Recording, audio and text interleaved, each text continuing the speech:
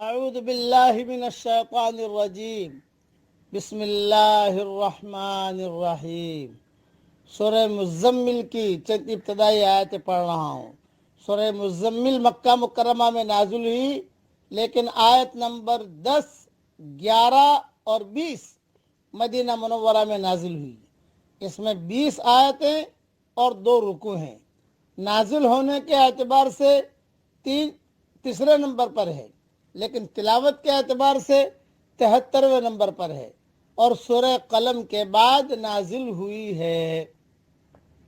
یا ایہا المزمل، اے کپڑا اوڑھنے والے، قم اللیل الا قلیلا، رات کو قیام کیا کریں مگر تھوڑی سی رات، نصفہ او انقص منہ قلیلا، یعنی نصف رات یا اس سے کچھ کم، او زد علیہ ورتل القرآن ترتیلا، یا اس سے کچھ زیادہ، اور قرآن کو ٹھہر ٹھہر کر پڑھا کریں۔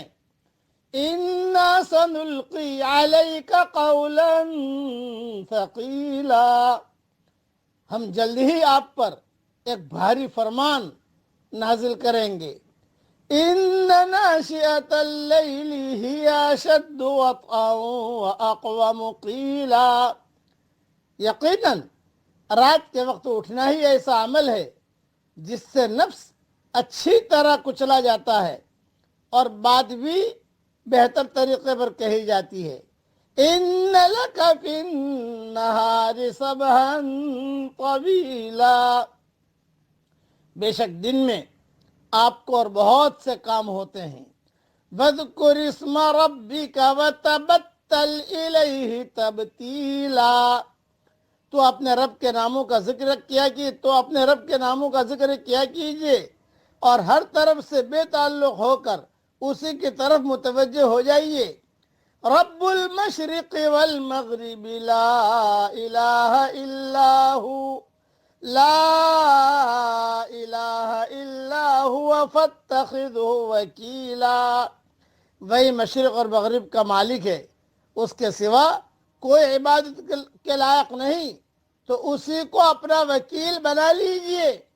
وَاصْبِرْ عَلَى مَا يَقُولُونَ وَاهْجُرْهُمْ هَجْرًا جَمِيلًا، اور جو دل توڑنے والی باتیں وہ کہتے ہیں ان کو حوصلے سے برداشت کرتے رہیے اور ان سے اچھے انداز کے ساتھ الگ ہو جائیے۔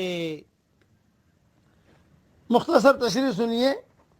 جس وقت ان آیات کا نزول ہوا، حضور صلی اللہ علیہ وسلم چادر اوڑھ کر لیٹے ہوئے تھے۔ اللہ نے آپ کی اسی کیفیت کو بیان کرتے ہوئے خطاب فرمایا، مطلب ہے کہ اب چادر چھوڑ دیں اور رات کو تھوڑا قیام کریں، یعنی نماز تہجد پڑھیں۔ کہا جاتا ہے کہ اس حکم کی بنا پر نماز تہجد آپ کے لیے واجب تھی۔ ابن کثیر میں مضمون موجود ہے۔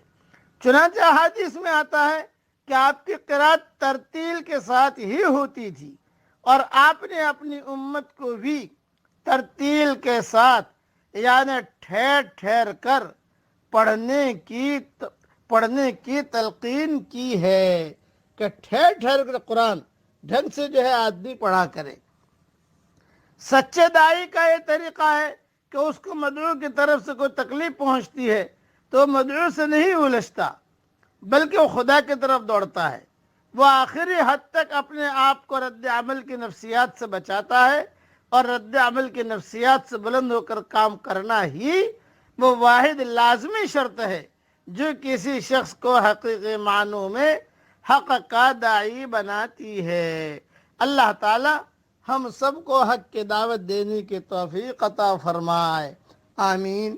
وآخر دعوانا ان الحمد للہ رب العالمین۔